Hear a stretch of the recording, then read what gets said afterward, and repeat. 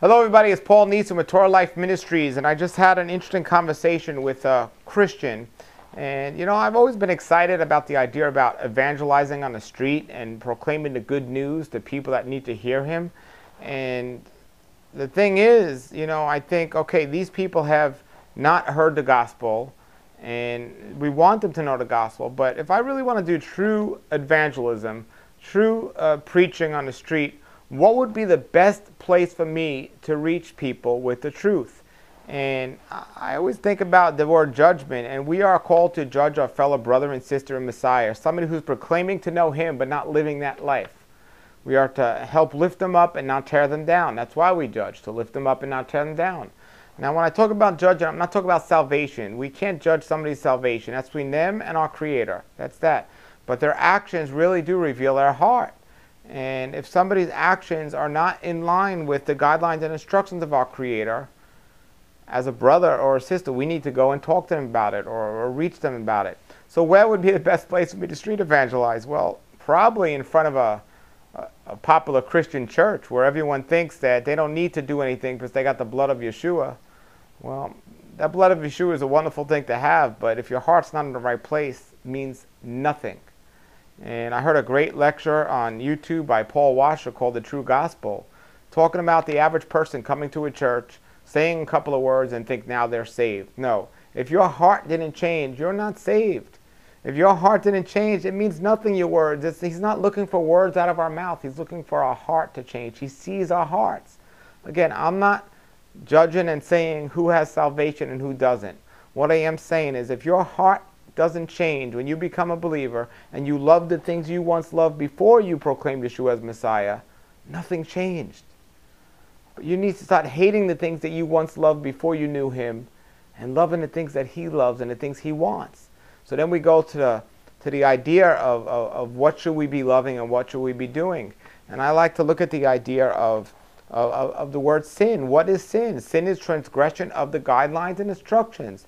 I don't even want to say law because people get confused by that word. I'll say the guidelines and instructions. So the guidelines and instructions, if we're not following them, we're living in sin. Now look, I am a sinner. I live in sin. And everyone lives in sin. Here's the difference. I hate sin. I hate that my flesh desires to live in sin. And when I do sin, I'm upset about it.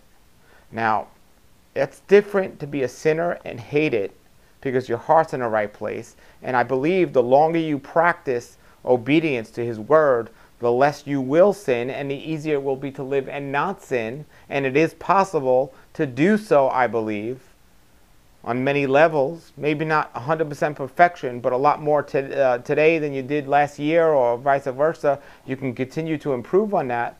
However, if you keep sinning and you love sin, or you don't care that you keep sinning, or your heart isn't upset about you sinning, you are a lover of sin.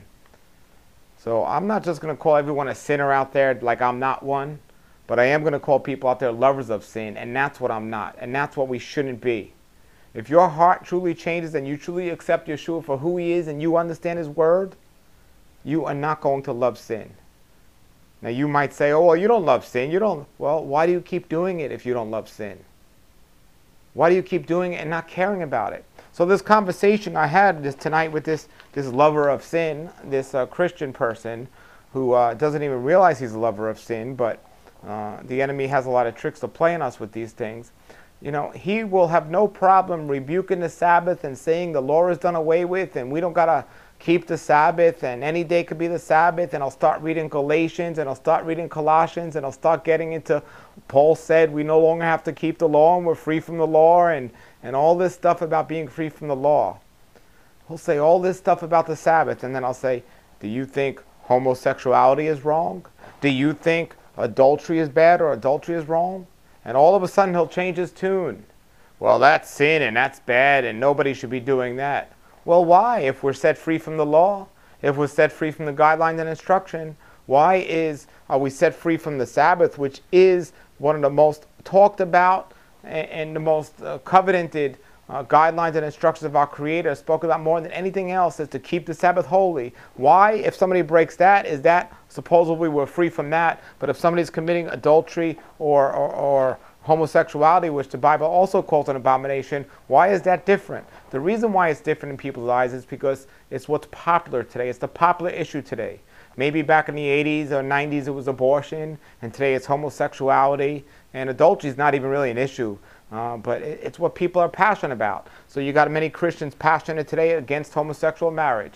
And back in the 90s, you had a lot of Christians very passionate against abortion. And they're picking and choosing. But I tell you, if you do not love sin, it's all or none. There's no neutrality with our Creator. You know, you either love all sin or you hate all sin if you understand the Scriptures. In Hosea, when it says, my people destroyed for lack of knowledge, it's my people destroyed for lack of knowledge of my word. And the people that do not have the knowledge about his word do not realize that they're putting their foot in their mouth when they say something like homosexuality or abortion or anything like that is sin and bad and wrong, but it's okay to break the Sabbath because we're set free from the law. That's just you putting your foot in your mouth to even think like that. Okay, if you believe we're truly free from the law, then everything should be okay today. It's all good. And that's the way many people believe. They say, oh, we got the blood of Yeshua, everything's great, everything's fine. But then when you bring up a topic that they have a strong opinion about, it changes, it's different. And they'll say, oh, you're just crazy for saying something like that. Are you actually claiming that homosexuality is the same as breaking the Sabbath? I'm actually saying that's what the Word says. That's what the Scriptures say. It calls breaking the Sabbath an abomination and one of the worst things you could do, according to the Word of our Creator. Homosexuality is an abomination as well. But why is one okay in somebody's eyes and one's not? Why would a Christian be so strong against one and not against the other? One time I was giving a lecture and somebody raised their hand and said, you know, my son is a homosexuality. If he brings home another man to the house, what should I do? Should I kick them out of the house? And I said, well, let me ask you a question. If your son brought home, if he was straight and he brought home women to the house and was sleeping with women in the house, would you have the same passion and same desire to kick him out? Do you have the same, desire to keep adulterous behavior and fornication out of your house as you do homosexuality? Or is homosexuality just a popular topic today? Now, many people will admit that they're just as bad, and they're both just as evil. Well, that's good for you that'll admit that. But for those of you that are picking and choosing and say, well, I don't want my son in the house because he's a homosexual and he's bringing men to the house, or he's an adulteress and he's bringing women to the house. Well, do you say, I don't want my son in the house, should I kick him out because he's not keeping the Sabbath? Do you go and say that or start thinking that? Remember, there's no neutrality with our Creator. Stop picking and choosing. Forget about everything you've been taught in church or cemetery school or seminary school, and forget about the commentaries you read in Scripture. Turn to page 1 of Genesis and start reading and take your time. And it says, these are the words of our Creator, and this is what He says. Let me read a scripture to you before we finish here today. And I welcome your comments and viewpoint under the video here. And by all means, if you have a viewpoint, have it. But the Bible talks about the double-minded man, being nothing, being a waste, the indecisive man, or the man that's picking and choosing and deciding what's good. There's a scripture that say, everything that seems right to us seems good, but ends in death. Now, we're all going to die one day, but this is a spiritual death that it's talking about, because in our ways it seems right, but it's not right. We got to look what the Word says, and our heart has to turn towards the Word. So I want to read here Jeremiah 6:16, because during the time of Jeremiah, you had a whole bunch of people doing what I'm just talking about right now. They picked and choose what they thought was okay and what didn't was okay. And Jeremiah pretty much had a consistent message of, look, you're either all in or you're not. You either love sin or you hate sin, one way or the other.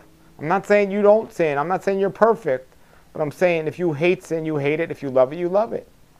And that's the bottom line. So he says here in Jeremiah 6:16, so says our Creator, stand by the ways and see and ask for the old path where the good way is, and walk in it, and you shall find rest for your souls. So he's telling people the ways of our Creator is what is the good path. Walk in it. Walk in the guidelines and instructions of our Creator. And the people said, we will not walk in it. And this is why Jeremiah went around crying, because he had the word and he gave it to the people, but they wouldn't listen. And it's not too much different than the times today where the people are not listening. And we suffer the consequences. We suffer the consequences. You know, there are some things that seem like a tragedy to us in our lives that maybe we're not responsible for. The blind man in the gospel, what did he do to get blind? No, he didn't do anything. What did his parents do? Nothing. It was for the testimony of Yeshua. The leper you could read about in Matthew 8 too. The leper that came to Yeshua. What did he do to get that leprosy? Was it something he did that created that? No, it's the testimony of Yeshua. But I'll tell you, more times than not, we are responsible for our curses and the things in our lives that aren't going right. And there's a big spiritual thing behind it. And more times than not, we did do something. If you're disobedient, if you're a lover of sin, if you're ignoring His word and you're suffering these curses, you're going to have some issues. And you're going to suffer the consequences. Look, folks, we don't do the works from Scripture to be saved. We do them because we are saved. That's how it should be. And we're not saved by works. But because we're saved, we should desire to do and live according to the way Yeshua told us to live. And we should stop being lovers of sin. And I don't want to hear people saying, well, I'm a good person, or he's a good person, they do good things according to the world's ways. In my opinion, in my eyes, what's good and bad is not what my feelings say is good and bad. What's good and bad is not what the world says is good and bad. What's good and bad is right here in the Scriptures, what the Scriptures call good and bad. And good and bad, the Scriptures call certain things an abomination. And sad to say that the majority of people I see claiming to know His word and not living it, the hypocrites that Yeshua rebuked, are the people that are saying, we're released from the law, we don't have to do any of that, we don't have to follow anything because we have the blood of Yeshua. But then they're picking and choosing on what areas of that they really mean and what they don't, and so on. You know, and even if you believe that in every area, you can't say everything goes, because the Scriptures are clear, and His word doesn't change. And His word is consistent always. And it tells us, you know, those that love me will keep my commandments, and my commandments will not be burdensome to them. It's a beautiful thing that our Creator gave us, and a wonderful gift. And when we talk about the freedom, the truth will set you free, we have very little understanding of what that means unless we understand the Torah, the guidelines and instructions of our Creator, the foundation of all Scriptures. When Yeshua spoke about building a house on a solid foundation versus a weak foundation, that's our spiritual life. We have the Torah, the guidelines and instructions of our Creator as our foundation. And everything on top of that will be very amazing and beautiful. You have many Christian churches out there, not all, but many Christian churches and preachers out there teaching how to build a nice, big, beautiful house on a very rocky, unstable foundation. Because these people don't know the guidelines and instructions of our Creator, that's why. So my recommendation is to read the Word and listen and obey. And you know, other people come to me with the word law and they say, oh, it's the law, the law, the law. Look, law is a harsh word, and people don't even know what it means. I just did a video about that a couple of videos ago that talks about the word law and what it truly means. But if I say I'm giving my baby a law, that seems cruel. But if I say I'm teaching my baby the ways to live to be safe, that sounds beautiful. So you want to call it a law, or you want to call it the guidelines and instructions of our Creator. I call it the Torah, because that's what that means. That's what we should do. You know, and that's it. So when Yeshua says, I sum up all these into two guidelines and instructions of two commands, love your neighbors, you love yourself, and love our Creator with all your heart. If you truly love Him with all your heart, you're going to want to please Him, and you're going to want to follow His words, and you trust His words. And if you trust His words, you wouldn't stop picking and choosing and change His words. All right, thanks for checking us out. Have a great day, and shalom, shalom.